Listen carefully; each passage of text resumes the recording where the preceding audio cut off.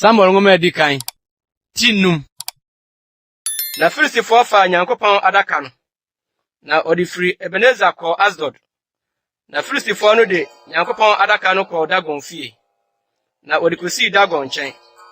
na de akyen no Ashdod sɔre anopatutu na hwɛ na Dagon ahwe ase a n'anim butu fam Awurade adaka n'anim na ɔma Dagon so de no si ne sibia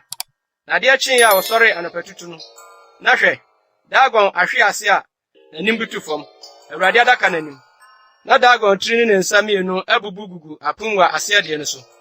na Dagon kuntunsi nko na aka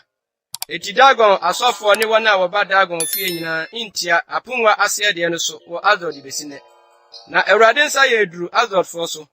na ɔsɛe wɔn na wɔde mpɔmpɔ bobɔɔ wɔn Ashdod ne ehunkuruwa na Ashdod mmarima hunu sɛ ɛte saa no wɔka sɛ Momma Israel Nyankopɔn adaka no ntena yɛn nkyɛn efiri sɛ ne nsa yɛ yɛn ne yɛn nyame Dagon so den papa na wɔsoma ma wɔkɔhyiahyia Filistifo asafo hene nyinaa ba wɔn nkyɛn ka sɛ ɛdeɛ na yɛnyo Israel Nyankopɔn adaka no na ɔse wɔnsoa Israel Nyankopɔn adaka no nkɔ Gat